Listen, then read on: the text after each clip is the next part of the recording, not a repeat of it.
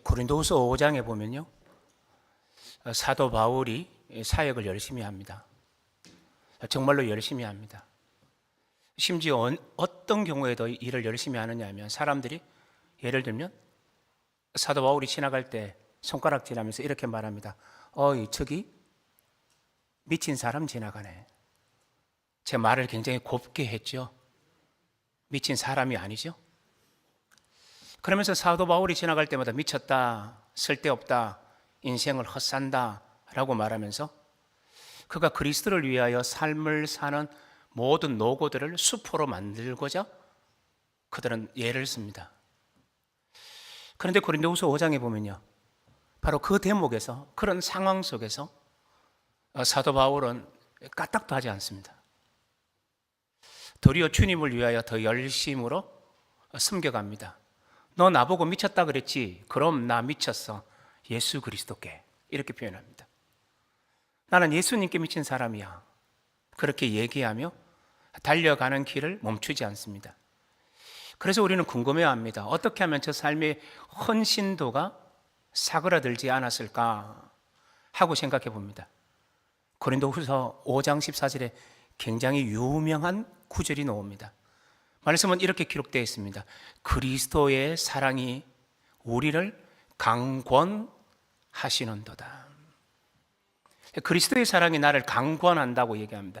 여기서 강권한다라는 그 헬라어 단어는요, 이렇게 쉽게 설명할 수 있습니다. 나를 강하게 밀어붙인다. 다른 말로 바꾸면 그 사랑을 떠나서는 내가 살 수 없는 존재로 만들었다라는 말 뜻입니다. 이걸 더 쉬운 말로 바꿔볼까요?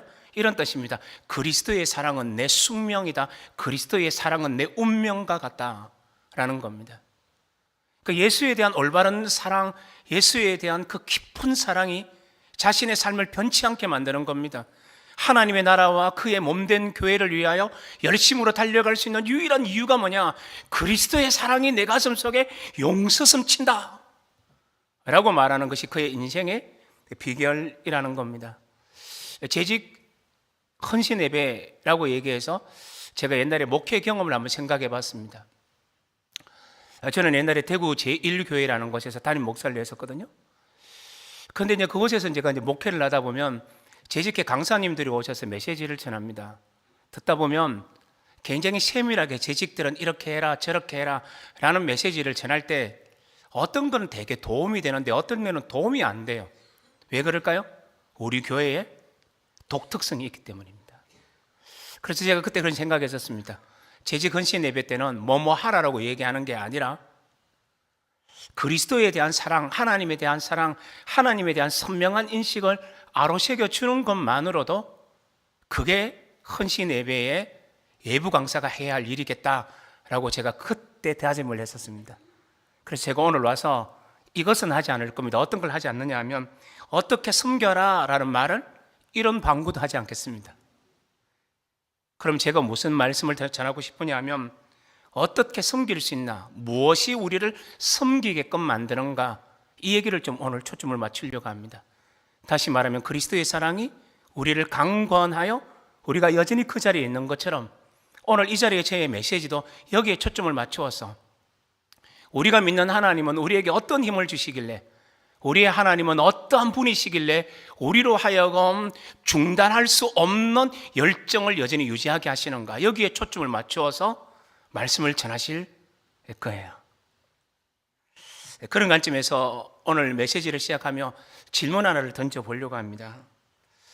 여러분, 살다 보면 개인적으로나 살다 보면 아니면 공동체적으로나 너무 힘에 겨워서 절망하거나 포기하고 싶을 때가 없으신가요?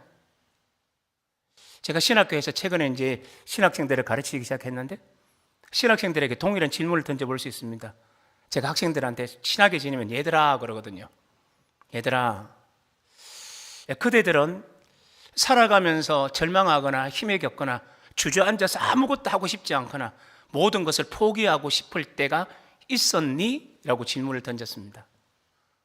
젊은 우리 신학 학우들이 어떻게 대답했을 것 같아요? 제가 이렇게 말해봤습니다. 그런 경험이 있는 사람 손 한번 들어볼 수 있겠니? 그랬더니만요, 여기서 한두 명이 들기 시작하더니만 또 저기도 한두 명 들기 시작하더니만 거의 전체가 손을 들더라고요. 제가 깜짝 놀랐습니다. 이 젊은 학우들이, 신학을 공부하는 앞으로 목회자가 될 이 학생들이 무슨 그렇게 죽을 경험이 많길래, 무슨 고난이 많길래, 무슨 어려움이 많길래 저렇게 손을 드나 싶더라고요. 그러나 한편으로 생각하니까 이렇더라고요. 우리 인생 어느 누구도 고난을 피해갈 수 없다는 사실 말입니다. 누구도 절망을 피해갈 수 없다는 사실 말입니다. 누구도 포기하고 싶은 마음을 지나칠 수는 없다는 것을 저는 알게 되더라는 거지요. 그래서 저는 이 절망의 자리부터 먼저 시작을 해보려고 합니다.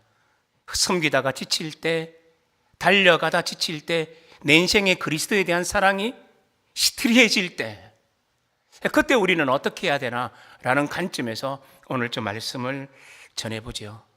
우리가 오늘 에스겔서 1장 1절부터 3절을 읽었죠? 굉장히 짧은 본문을 읽었습니다. 그런데 여러분 혹시 1절, 2절, 3절을 읽다가 좀 궁금한 게 없으셨나요? 제가 만약에 성도였다면, 이 자리에 앉아 있었다면 저는 되게 궁금한 게 있었을 겁니다. 그거 뭐냐? 숫자와 관련된 구절이 나온다라는 얘기죠. 숫자와 관련된 단어들이 나오죠. 예를 들면 1절에 이런 말이 나옵니다. 30째 해 넷째 달 이렇게 나옵니다. 30째 해라는 말이 나옵니다. 그러니까 우리는 금방 이 본문을 받을 때 이게 도대체 뭐지? 라는 게 궁금해지지 않나요? 두 번째는 뭐냐 하면 2절에 보면 여호야긴 왕이 사로잡힌 지 5년이라고 얘기합니다. 이 5년이라는 숫자는 좀 쉬워졌죠. 왜요? 포로 잡혀 온 지 5년이니까 이 나라가 망한 지 5년이 지났구나 라는 걸 우리는 감지할 수 있는 겁니다. 자, 그렇다면 어려운 숫자가 하나 남았습니다. 그게 뭘까요? 30째 해라는 단어입니다. 이게 뭘까요? 사실 이것도 굉장히 쉽습니다. 쉽게 설명하면 이렇습니다. 에스겔의 나이가 30살 되었을 때입니다. 내가 30살 되었을 때 이런 일이 있었어 라고 말하는 30째라는 말은 30살 되었을 때라는 겁니다. 그런데 여러분, 바로 이 숫자의 의미를 파악하자마자 우리는 굉장히 이 30이라는 숫자가 절망의 언어, 비극의 언어, 비극의 단어라는 것을 금방 알게 됩니다. 왜 그럴까요? 3절 말씀에 보면 에스겔은 자신을 이렇게 표현하죠. 보십시오. 갈대아 땅 그발 강가에서 여호와의 말씀이 부시의 아들 누구에게요? 제사장 이렇게 표현합니다. 제사장이 나 에스겔에게 말씀이 임했다라고 말합니다. 제사장이라는 단어입니다. 이게 이상하지 않나요?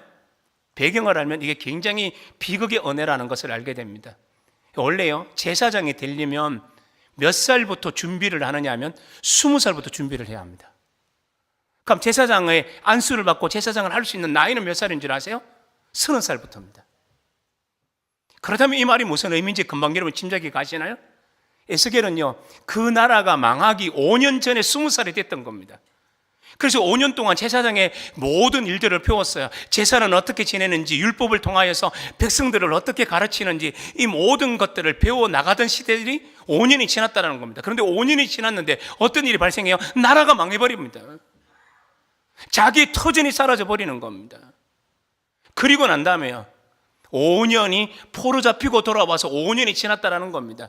그리고 30살이 되면 원래 고국 땅에 있으면 뭘 해야 됩니까? 제사장의 일을 해야 합니다. 백성들을 섬길 수 있습니다. 하나님의 예배를 거룩하게 드리는데 아름다운 도구가 될 수 있는 그 나이에 다다랐는데 문제는 뭐라고요? 아무것도 할 수 없다라는 겁니다. 내 나이가 30 되어서 세상에 떨치고 일어나야 하는 사람이 되었는데 이제는 아무것도 못한 채 멍하니 하늘만 바라보고 멍하니 땅만 바라보고 살아야 하는 그런 신세가 되었다라는 것을 말해주는 겁니다. 일할 나이가 되었는데 일할 수 없다? 이것처럼 막막할 때가 없습니다. 여러분, 제 아들이 하나 있고 제 딸이 하나 있는데요, 요즘 제 나이 또래 제가 이제 60을 조금 더 넘어갔는데요, 제 연령배의 자녀들을 둔 사람들은 이런 걸 못 느끼시나요? 내 아이들은 스펙도 좋고 많은 것도 잘하는데 직장이 어렵지 않나요? 그래서 좋은 직장 못 들어가고 전전긍긍하고 정직원이 아니고 임시직으로 머물고, 그러면서 많이 힘들어하고 아니면 아르바이트를 하는 모습들 보면서 힘들어하고 있지는 않나요? 이 세상에 많은 사람들이 자신의 미래가 단절됐다고 할 때 그것을 절망이라는 단어로 부릅니다. 나 어떻게 살지? 나의 미래는, 여러분 요즘 50대 중반을 넘어선 일찍은요, 아니면 좀 늦게는 60대쯤 되었을 때 어떻게 됩니까? 직장을 나와야 합니다. 나의 미래는 어떻게 살아야 되나? 불안할 때가 있죠. 바로 에스겔이 경험하게 되고 맞닥뜨리게 된 인생이 바로 이런 인생입니다. 개인의 환경이 꽉 막힌 인생입니다. 미래가 없습니다. 뭘 할 수가 없습니다. 자기가 할 수 있는 건 제사장 직분인데 나라도 망했고 5년 동안 배우지도 못했고 이 제사장의 직분을 뭐 해야 될지도 모르는 앞날이 막힌 사람이라는 절망이 도사리고 있는 본문이라는 겁니다. 그런데 여러분, 이 본문 속에는 또 중요한 게 하나 더 있죠. 2절을 눈여겨보실래요? 2절에 보면 이렇게 말합니다. 여호야긴 왕이 사로잡힌 지 5년째 되는 해라고 얘기합니다. 이건 우리는 금방 알게 되죠. 사로잡힌 자중에 있었는데 1절에서 말하고 2절에서는 사로잡힌 지 5년 되었다라는 말입니다. 이 말도 그냥 지나가시면 안 돼요. 사로잡힌 지 5년 됐다라는 말의 행간 속에는 뭐 어떤 내용이 포함되어 있나요? 나라가 완전히 망했다라는 이 행간 속에는 뭐가 내포되어 있나요? 사실은 이런 얘기입니다. 나의 아내, 나의 누이, 나의 딸들이 지금은 나와 함께 있지 않고 이 나라를 다스렸고 이 나라를 빼앗아간 바벨론의 어떤 남정네의 품에 있을지도 모른다라는 충격적인 얘기를 담고 있는 게 원래 이 본문입니다. 내 아들은 이미 그들의 군대의 칼날에 죽임을 당했다라고 말할 수 있는 그 본문의 행간이 여기 담겨져 있는 거예요. 그러니 이 나라는 어떤 나라입니까? 아무런 희망이 없는 나라입니다. 내 딸도 내 아내도 나의 누이도 다 잃어버린 세상, 그리고 나의 아들도 나의 누구도 다 잃어버린 세상. 그래서 이 나라에 아무런 희망이 없어요. 미래에 희망이 없을 뿐만 아니라 개인적인 희망이 없을 뿐만 아니라 나라의 희망도 다 잃어버린 사람이라는 것을 말해줍니다. 그렇다면 우리는 벌써 두 가지를 봤어요. 개인적인 미래, 개인적인 환경이 꽉 막혀 있죠. 두 번째는 나라의 운명이라는 국가적인 사회적인 환경도 꽉 막혀 있죠. 하나만 더 얘기하면요, 이 에스겔이 오늘 본문에 보면 강가에서 기도하고 있습니다. 그발 강가라 그럽니다. 그발 강가. 근데 여러분, 강이라는 것이 우리 낙동강, 안동 앞에 낙동강이 흐르죠. 그렇죠? 그럼 낙동강이 짧아요, 길어요? 굉장히 길죠. 그러니까 낙동강을 지나가는 도시 이름 안동밖에 없나요? 아니죠. 제가 지금 살고 있는 대구도 낙동강이 지나가거든요. 그럼 이 강가에 있었다라고 했을 때 이 강가가 있는 에스겔이 사는 도시 이름이 궁금하지 않으세요? 다행히 에스겔서에는 그 도시 이름을 얘기합니다. 도시 이름이 뭐냐? 텔아빕입니다. 텔아빕. 이스라엘에 가본 사람은 예루살렘이 수도가 아니라 그 옆에 있는 서쪽에 있는 해안가에 있는 텔아비브가 수도라는 걸 알게 됩니다. 그러니까 제가 금방 말씀드렸던 에스겔이 살던 도시 이름 텔아빕, 지금 이스라엘의 수도 이름 텔아빕, 사실은 발음은 똑같습니다. 그런데 의미는 달라요. 지금 여기서 말하는 텔아빕이라는 이 도시요, 에스겔이 살고 있는 도시는 어떤 도시냐? 뜻풀이를 하면 이런 뜻이 돼요. 홍수가 지나가 버린 땅이라는 뜻이에요. 홍수가 지나갔어요. 땅이 어떻게 됩니까? 휩쓸려 갔겠죠. 폐허밖에 남지 않았습니다. 이 말을 다르게도 번역이 가능합니다. 질병이 지나간 장소라는 겁니다. 그래서 신학자들은 이것을 어떻게 표현하느냐 하면, 슬픔이, 우리의 슬픔과 눈물이 퇴적청처럼 쌓여 있는 땅, 켜켜이 절망과 저주가 있는 땅이라는 의미가 바로 이 텔아빕이라는 도시 이름의 의미예요. 그렇다면 이 말은 뭘 말해주나요? 에스겔이 살아가고 있는 상황이, 환경이 이건 절망의 땅뿐만 아니라 저주의 땅이라는 것을 말합니다. 어느 누구도 살기를 꺼려하는 도시라는 것을 말해주는 땅이라는 거죠. 그렇다면 이 말을 쉽게 설명해 보십시다. 무슨 얘기예요? 개인적인 환경이 막혔어요. 국가적인, 사회적인 환경이 막혔어요. 뿐만 아니라 내가 지금 삶을 살고 있는 내 삶의 터전인 이 장소마저도 꽉 막혀 있는 세상이라는 겁니다. 우리에게는 이런 모든 것들이 막혀서 절망밖에 없는 세상인데, 반대로요, 이것을 공격하고 힘들게 하고 이스라엘을 장악했던 바벨론은 승승장구를 하고 있는 겁니다. 그러니 절망은 더 깊을 수밖에 없지요. 우리를 공격하는 적들은 이 위세와 위용을 드러내는데 우리에게 남은 건 절망밖에 없다라는 겁니다. 저는 오늘 이것이 우리의 설교의 출발점으로 삼고 싶습니다. 한국교회 어떡하나? 라고 묻습니다. 요즘은 한국교회가 위기다라는 이 말도 이제는 하기 힘들어요. 왜 그럴까요? 위기다라는 말을 너무 많이 들었기 때문에 이젠 그게 뭡니까? 너무너무 많이 들어서 이제 듣기 싫은 겁니다. 피로감이 몰려와요. 한국교회가 위기다라는 말을 듣는 순간 우리는 막 피로해집니다. 그 말 듣기 싫다라는 겁니다. 그게 오늘날 한국 사회예요. 포항제일교회 박영호 목사가요, 제주도에 있는 제 후배교회에 왔대요. 그래서 이번에 와서 무슨 말씀을 전하더냐 그러니까 박영호 목사께서 이런 말을 했다는 겁니다. 사람들이 질문했답니다. 박 목사님, 우리는 미래 세대를 준비해야 되는데 어떻게 미래 세대를 준비합니까? 라고 물었대요. 근데 그 목사님이 뭐라고 대답한 줄 아세요? 미래 세대가 무엇인지부터 규정해야 됩니다. 미래 세대가 뭐죠? 여러분은 생각할 때 아동부, 청년부라고 생각하지만 아니요, 한국교회의 미래 세대는 노년부입니다. 이 말의 뉘앙스를 설명하지 않겠습니다. 우리의 미래의 세대는 노년부입니다 라는 말은 뭡니까? 이미 초토화됐다는 얘기입니다. 이 땅의 모든 젊은이 층으로 내려가는 것들이 다 초토화됐다는 겁니다. 이게 절망의 땅을 살아가고 있는, 에스겔이 절망의 땅을 살아가는 것과 오늘 한국교회의 절망 상황과 별반 다르지 않는 겁니다. 개인적으로는 어떠신가요? 우리가 재직으로 열심으로 주님을 섬기려고 할 때 이 삶을 섬기는 이 삶의 동기, 동력이 어디서 오나요? 나와 하나님의 관계에서 와야 합니다. 그 나와 하나님의 관계에서 오는데 내 삶의 절망이 깊으면 제대로 섬기기가 쉽지 않아요. 그리스도의 사랑이 옅어지면 아무것도 제대로 못합니다. 바로 여기에서 우리의 오늘 설교가 출발되어지는 거지요. 여러분, 제가 그 사역을 예전에는 청년 사역을 주로 한 20몇 년 했고요. 그리고 나서 이제 어르신 사역들을 뭐 대구 제일교회뿐만 아니라 춘천 농부교회라는 곳에서 또 했었는데요. 이렇게 하다 보면서 숱한 많은 사람을 만났는데 진짜 절망의 대명사라고 말하는 한 청년을 제가 만난 적이 있어요. 제가 이제 그 청년을 길러내는 리더로서 제가 그 리더를 잘 길러내고 있었는데 어느 날 이 리더가 2주를 빠진 겁니다. 교회를. 이 친구는 원래 그런 친구가 아니에요. 그러니까 제가 전화를 거니까 전화를 받자마자 애가 울더라고요. 왜 우냐 그러니까 아무 소리를 못해요. 그래서 내가 너 어딨냐? 내가 찾아간다 그러니까 겨우겨우 어디 있다 그러는 겁니다. 그래서 내가 찾아갔습니다. 찾아가니까요, 이 청년이 내게 나를 보자마자, 2주 결석했던 이 청년이 나를 보자마자 엉엉 울면서 나를 막 끌어안아요. 그리고 엉엉 우는 겁니다. 무슨 일이 있다는 거죠? 그래서 제가 그 친구를 잘 달래고 같이 앉아서 얘기를 나누는데 친구가 하는 얘기가 이렇습니다. 첫 번째, 어느 날 회사를 갔는데 이제는 이제 임시직을 했었고요.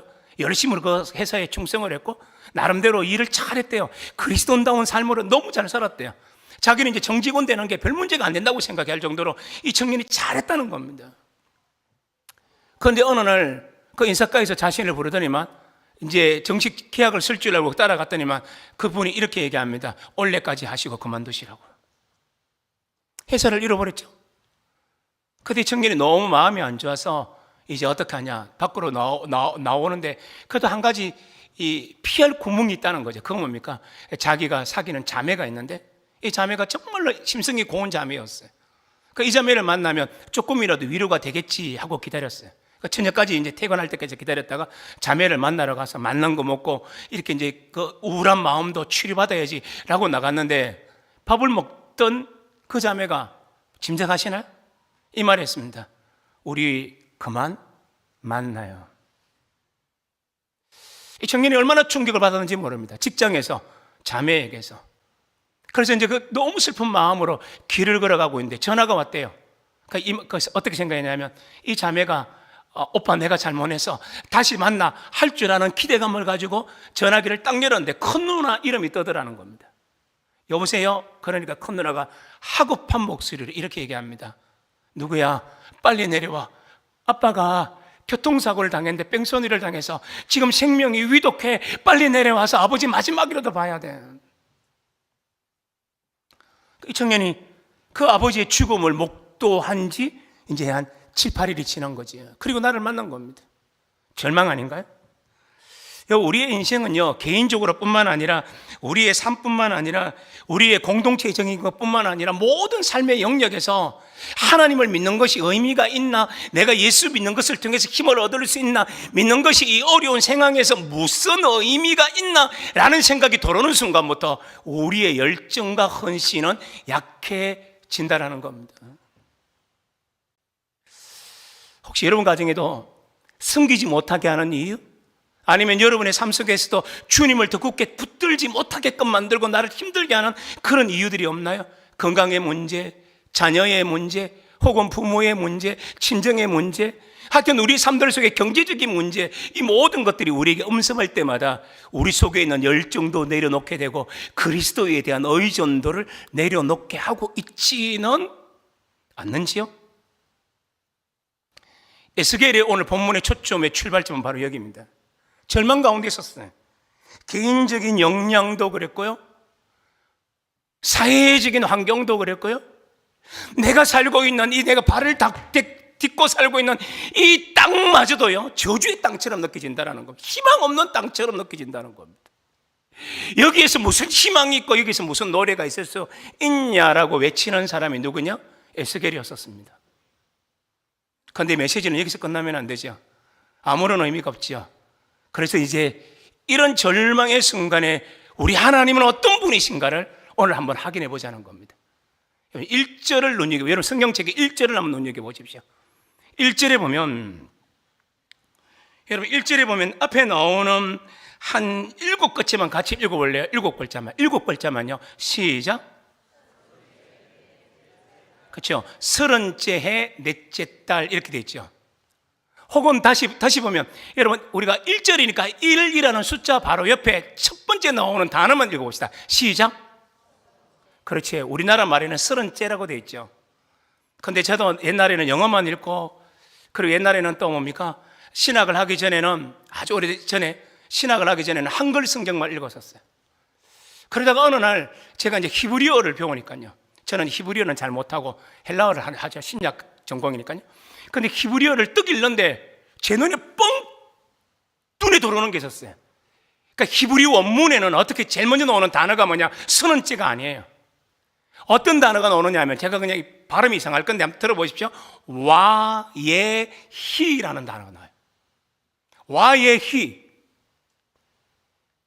그리고 이 와예히라는 단어가 나오자마자 히브리어는 오른쪽에서 왼쪽으로 읽거든요. 여러분 보시기에 오른쪽에서 왼쪽으로 읽어요. 그럼 여기서 와예히라는 말 다음에 어떤 부호가 나옵니다. 어떤 부호냐면 짝대기 하나가 옆에 딱 붙어요. 영어 소문자 L이 붙는 것처럼 L자가 딱 붙어 있습니다. 그러니까 요 단어가 요 문장 부호가 뭐냐면 큰 소리로 길게 빼어내어 읽어라 이런 뜻이에요. 제가 무슨 소리로 길게 빼내 읽어라 그랬죠? 큰 소리로 해요. 그럼 이 본문을 읽을 때 어떻게 읽느냐면 이렇게 읽어야 돼요. 와예히 이렇게 읽으면 안 돼요. 여러분 짐작하시겠죠? 어떻게 읽어요? 와예히라고 읽으라는 얘기예요. 큰 소리로 읽으라는 얘기입니다. 1절이 시작하자마자 이렇게 읽는 겁니다. 그런데 이 말뜻이 뭐냐? 와예히라는 말뜻이 뭐냐? 이 말뜻이 이런 뜻이야. 그때에 이 일이 이루어졌습니다 라는 뜻이에요. 무슨 소리죠? 에스겔을 처음 시작하면서 하나님 하시고 싶은 말이 있었어요. 절망 가운데 있고 희망도 없고 아무것도 없고 나는 끝이다 하면서 어둠 가운데 앉아 있는 사람에게 에스겔을 통해서 제일 먼저 하고 싶었던 게 뭐냐면, 절망하지 마라. 바로 네가 있는 그 장소에 바로 이때에 하나님의 위대한 일이 일어나고 있다. 절망한 사람에게 하나님이 들려주고 소식이 있다라는 겁니다. 얘들아 너희들 절망하고 있지 말고, 얘들아 너희들 힘들어하고 있지 말고, 얘들아 모든 것이 끝났다라고 얘기하지 말렴이라는 얘기입니다. 그러니까 이 와예히라는 말은 바로 그때에 그 일이 이루어졌습니다라는 말은 굉장히 강조하는 단어예요. 히브리어 원문을 읽으면 이건 엄청나게 강조하는 겁니다. 그 첫 단어가 그때에 그 일이 이루어졌다니까 뭐예요? 기대를 하게 되는 거지요. 오늘도 마찬가지입니다. 우리가 절망 가운데 있고 교회적인 환경이 이렇고 이 땅에 전도의 문이 닫힌 것 같고 이 땅의 모든 것들이 다 꽉꽉 막혀 있는 처절한 삶의 자리에 내가 앉아 있다고 할지라도 그런 우리들에게 주님이 하고 싶은 얘기가 있다는 겁니다. 하나님이 첫 마디가 뭐예요? 하나님이 첫 마디를 하고 싶은 게 뭡니까? 얘야, 그때에 이 일이 일어났음을 꼭 알아라. 하나님이 우리에게 들려주고 싶은 메시지가 있다는 겁니다. 절망 가운데 있는 사람, 지쳐 있는 사람, 죽을 것만 같은 사람에게 하고 싶은 이야기. 그러니까 이 말은 뭐냐? 정신 차리고 들으라는 겁니다. 내가 너희에게, 너희 심령에게 무슨 얘기를 하는지 들어보렴이라는 겁니다. 그래서 다시 보십시오. 1절을 다시 눈여겨보십시오. 그래서 무슨 일이 일어나는지 봐야죠. 하나님이 큰 소리로 외치시는 이유를 들어야죠. 무슨 일이 있길래 1절에 보니까 이런 말이 나오죠. 30째의 넷째 달 초다새에 내가 그발 강가 사로잡힌 자 중에 있을 그때에 뭐가 열려요? 우와, 하늘이 짠하고 열려요. 여러분, 이런 걸 볼 때마다 저 같은 이제 신학교 교수는요, 어떻게 하냐, 이 단어를 놓치지 않아요. 이게 의미심장한 표현이잖아요. 색다른 표현이잖아요. 그렇죠? 저는 또 신약을 전공했고 했기 때문에 이 하늘이 열리고가 신약 본문이 어디 있는지 거의 줄줄이 깰 수 있을 정도입니다. 신약에는 꽤 많이 나와요. 그런데 구약에서 내가 읽었던가 싶었어요. 그래서 이것을요, 굉장히 비싼, 정말 비싼 성경 프로그램 안에 집어넣고 이 단어를 집어넣으면 몇 번이나 사용됐는지 이게 나오는 그런 미국 박사들이 사용하는 프로그램이 있어요. 그러니까 저도 그걸 사용하거든요. 그래서 이 단어를 여기다가 집어넣었어요. 집어넣고 이걸 검색을 했더니만 하늘이 열리고가 자그마치 구약 성경에 몇 번 나올 것 같아요? 한 번 나옵니다. 그러니까 한 번 어디 나온다는 말이에요? 바로 여기 에스겔에 나온다는 얘기입니다. 그러니까 하늘이 열렸다는 말 단순한 말이 아니에요. 너희가 절망 가운데 있고 희망이 없고 우린 끝이 안 하고 너무 힘들어 그러고, 아니 내가 아직까지 손을 놓지는 않았지만 손에서 뭔가를 내려놓고 싶고 포기하고 싶은 그 절망의 순간에 있는 사람에게 하나님이 그때 그 일이 일어났고 유일하게 하늘 문을 여셨다라는 말의 의미는 뭡니까? 너희의 삶 속에 동서남북이 다 막힐 때가 있지. 앞날 우리 한국교회가 어떻게 될지 싶어서 동서남북이 막힌 것 같이 동서남북이 꽉꽉 막혔을 때 하나님이 하나의 탈출기, 하나의 은혜의 통로를 열어놨다는 겁니다. 그게 어디예요? 하늘의 문입니다. 하나님께서 하늘의 문을 열어놓으시고 우리에게 절망이 아니라 희망을 노래할 수 있는 근거를 주셨다라는 말씀이에요. 여러분, 이 세상이 그렇지 않나요? 이 에스겔 같은 경우는 개인적인 환경, 사회적인 환경, 삶의 터전의 환경이 마치 어떤 세상입니까? 지랄 같은 세상이에요. 너무 강한 말을 썼나요? 여기 안동인데 죄송합니다. 취소할 수는 없고. 정말 그런 세상이에요. 이양성경 한 번 더 씁시다. 지랄 같은 세상. 희망이 없어요. 어떻게 하나 싶어요. 숨을 못 쉬겠어요. 잠이 안 와요. 그런데 주님께서 하시는 말씀이 뭐예요? 그때 그 일이 일어나, 그때의 이 일이 날 거야 하면서 하늘 문을 여신다는 거예요.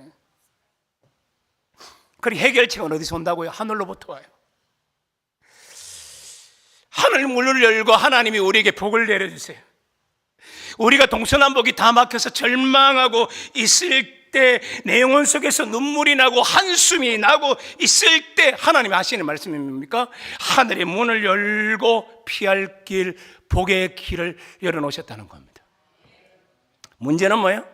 하나님을 어떻게 인식하냐, 하나님을 어떻게 붙드느냐, 여기에 문제가 있다는 겁니다. 그런데요, 또 은혜가 또 임해요. 3절 또 눈여겨 보십시오. 하반절을 보십시오. 그럼 하나님께서 그때 그 일이 이루어져서 하늘 문을 여시고 어떤 일을 하냐? 3절에 보니까 이런 말이 나오죠. 갈대아 땅 그발 강가에서 여호와의 말씀이 부시의 아들 제사장 나 에스겔에게 특별히 임하고, 그 다음 같이 읽어볼래요? 시작. 여호와의 권능이 와 내 위에 뭐가 임해요? 여호와의, 그러니까 이 하늘 문을 열었던 이유가 뭐냐? 권능을 주시기 위해서라는 거예요. 근데 여기서 권능이라고 우리나라 말이 번역이 되어 있잖아요. 나 이렇게 번역한 것이 옳다라고 인정합니다. 이 번역이 잘 되었다까지도 인정을 합니다. 그러나 만약에 나보고 이 성경을 번역하라 그랬으면 전 이렇게 번역하지 않았어요. 저는 어떻게 번역하느냐 하면 권능이 아니라 그냥 손이라는 원래적인 의미를 여기 남겨놓았을 것 같아요. 원래 여호와의 손의 뜻이 뭐냐? 뜻이 뭐냐? 의미가 뭐냐? 권능이에요. 그렇게 우리나라는 의미풀이를 해서 권능이 임한다고 말했죠. 그러나 저 같은 경우는 이걸 만약에 번역했다면 권능으로 번역하지 않았을 거예요. 어떻게 해요? 원래 단어 뜻을 썼을 겁니다. 여호와의 손이 그 위에. 여러분, 제가 왜 손이라는 것을 왜 이렇게 강조할까요? 이렇게 번역하고 나면 의미가 색달라지기 때문입니다. 무슨 얘기죠? 여호와의 손이 임했다. 무슨 얘기죠? 하나님이 나를 만지셨다는 뜻이거든요. 지쳐 있을 때, 힘들어 있을 때, 아파하고 있을 때, 고민하고 있을 때 하나님께서 하늘 문을 여시고 나를 만지시는 거예요. 그럴 때처럼 좋을 때가 없잖아요. 나 어릴 때 기억해요. 동네에 나가서 친구들과 딱지 치기 했는데 딱지를 다 잃었어요. 굿을 치기 했는데 굿을까지 다 잃었어요. 아, 이 파산한 자의 슬픔이요. 너무 슬퍼서 집으로 울면서 갔는데 엄마가 어떻게 한 줄 아세요? 괜찮다. 엄마가 굿을 사주고 딱지 또 만들어줄게. 이리 온나 장훈아. 저를 꼭 안아주셨어요. 터치예요. 우리가 인생을 살아가면서 다른 것이 우리에게 필요한 게 아니잖아요. 하나님이 우리를 만져주시면 그것이 우리의 전부 아닌가요? 하나님이 나를 만져주시고 하나님이 우리와 함께 하시는 이 엄청난 건요. 그렇다면 다시 또 물어봐야 돼요. 하나님이 나를 또 어떻게 만지시는가? 어떻게 만질까요? 3절 한 번만 더 볼래요? 3절에 보면 이런 말씀이 나오죠. 중간절에 보면 갈대아 땅 그발 강가에서 뭐가 부시의 아들 제사장 나 에스겔에게 임했다 그래요? 여호와의 말씀이 임해요. 하나님은 우리의 심령 속에 말씀을 불어넣으시고 그 말씀이 살아있는 능력이라는 걸 가르쳐 주시는 순간, 내가 그 말씀을 믿는 순간 우리의 인생이 달라져요. 그렇다면 여호와의 말씀이 에스겔에게 어떻게 임했을까요? 그걸 알려면 에스겔서 1장부터 48장 읽어야 돼요. 여러분이 예를 들면 이걸 다 듣고 싶으면 저를 한 50주 찬양 예배 때마다 다 불러야 돼요. 그건 죽어도 하기 싫잖아요, 그죠? 그렇다면 이걸 내가 어떻게 하냐? 쉽게 설명해 줘야 돼요. 에스겔을 세 단어로 요약할 수 있습니다. 한번 따라해 볼래요? 새로운 목자, 새로운 영, 새로운 성전. 이게 에스겔의 주제예요. 지쳐있는 이스라엘 백성들에게 세 가지를 얘기해요. 세 가지는 너무 쉽죠. 새 목자라는 말은 예수 그리스도의 마음을 닮은 진 목사님을, 그런 뜻이 돼요. 새 영이라는 말은 성령으로 함께하고, 새 성전이라는 말은 하나님과 우리가 함께 거하고. 그러니까 에스겔의 이 세 가지 주제는 한마디로 얘기하면 우리의 영혼을 일으키시는 하나님의 은혜라는 주제에 공통점을 가지고 있는 단어들이에요. 그러니까 내가 하늘 문을 열고 너희에게 이런 은혜를 베풀겠다, 이런 엄청난 은혜를 베풀겠다, 그러니 절망을 보지 말고 지금부터 너희를 향하여 베푸는 이 은혜에 초점을 맞추라 라는 것이 이 본문의 핵심이에요. 여러분, 지금까지 메시지가 쉽죠? 귀에 잘 들어오셨죠? 어떤 분은 이렇게 말할지도 몰라요. 잘 들어오기는 잠아서 죽겠는데. 그럴 수도 있지만 깨어 들으신 분들은 아마 귀에 잘 들었을 거라 생각해요. 근데 제가 의도적으로 하나를 빼놓았어요. 의도적으로. 그게 뭐냐 하면 1절과 2절과 3절 속에 굉장히 중요한 히브리 단어가 있는데, 3절에 이 단어를 우리나라 번역은 제대로 번역을 하지 않고 희미하게 처리해 놓아서 잘 발견할 수가 없어요. 이 얘기를 의도적으로 빼놓았습니다. 그 단어가 뭐냐? 시어에다가 야에다가 미음이 붙었어요. 이 단어가 뭐냐? 샴이라는 단어예요. 샴. 이 단어하고 유사한 단어가 뭐냐? 여러분 에스겔 가장 마지막에 나오는 단어가 뭐냐면 여호와 삼마, 여호와 삼마.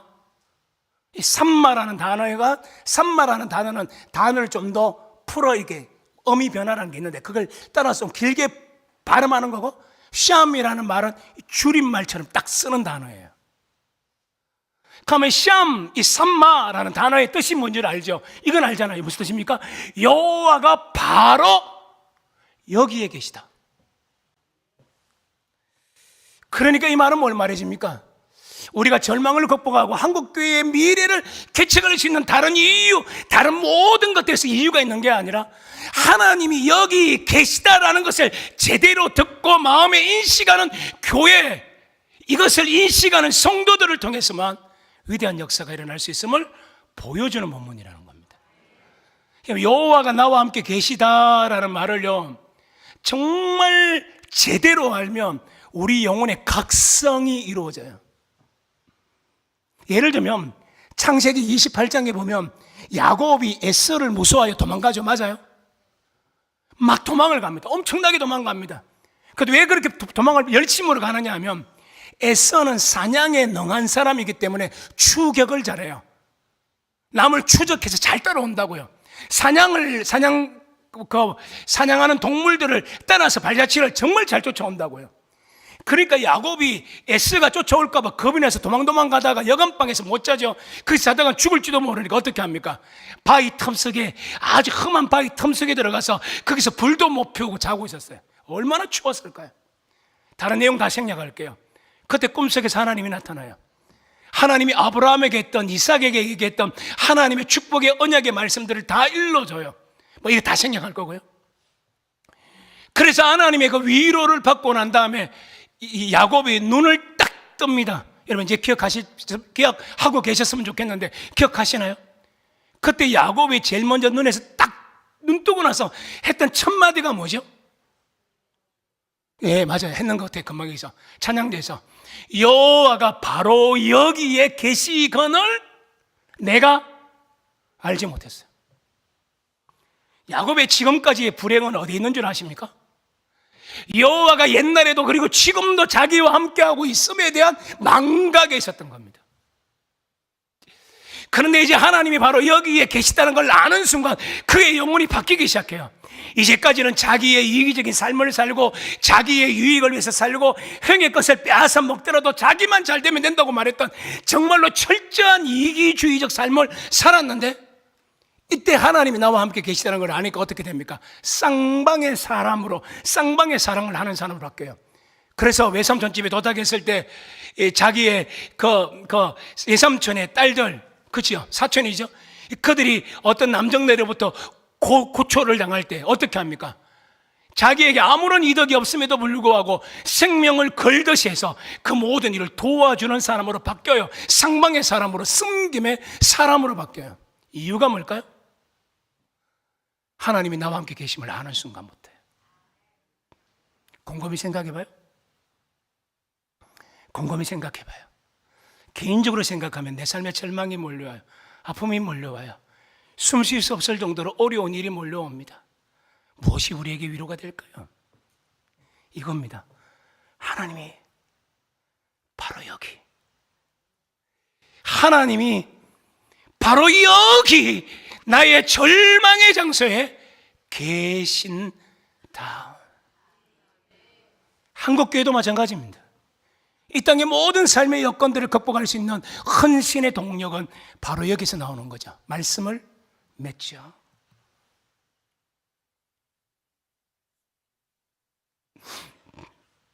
여러분, 우린 누구예요?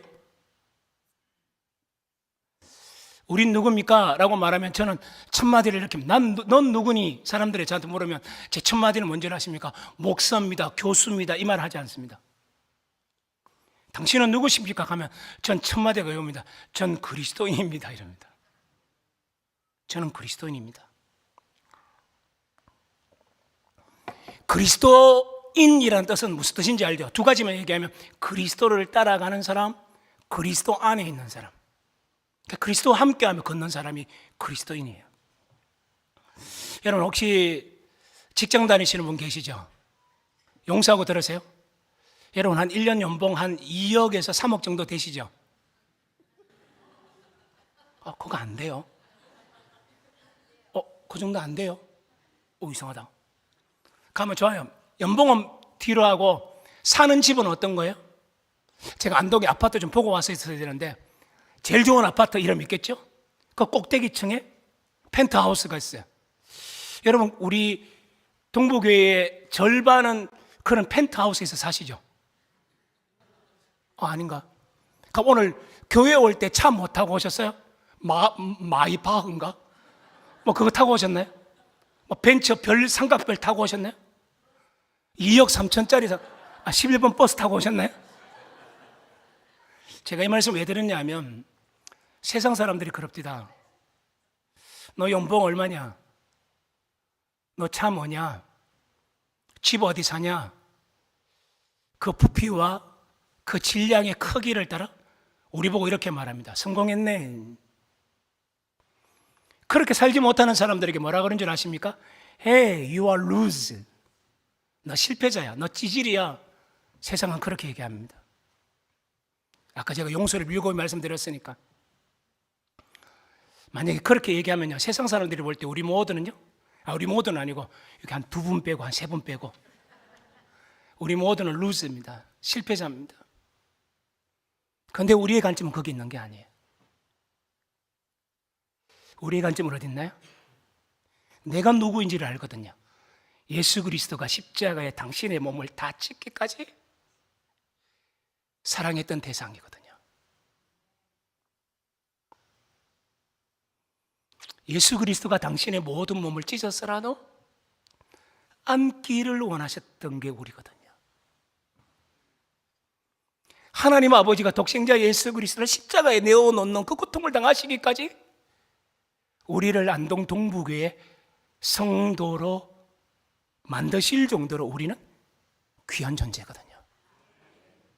그래서 우리는 인생을 살아가면서 이렇게 살아갑니다. 힘든 일이 올 수 있어. 까이까 괜찮아. 왜냐하면 하나님이 내 곁에 계시거든. 하나님이 아시거든. 하나님이 끝내는 그 길로 인도하실 거거든. 내 삶에 오는 어떤 고난도 하나님의 눈앞을 지나가지 않고는 내게 오지 않을 거니까 나의 모든 삶은 하나님의 섭리 안에 있고 하나님은 모든 것을 합력하여 선을 이루시는 그 하나님이 나와 함께 하고 있기 때문에 나는 오늘의 절망에 지지 않을 거야. 그래서 하나님과 동행하기 시작하는 겁니다. 오늘 이 본문의 첫 출발점이 여기 있었습니다. 와, 예, 히. 바로 그때의 이 일이 있었는데 그 일이 뭐냐?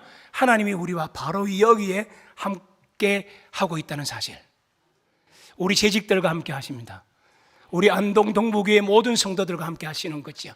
우리의 모든 미래 앞에 하나님이 함께 하시기 때문에 우리는 다시 노래할 수 있고 다시 헌신을 노래할 수 있고 다시 주님을 향한 기쁨의 찬양을 할 수 있다는 것, 이거 마음속에 늘 간직하셨으면 좋겠어요. 와의 희 들어라.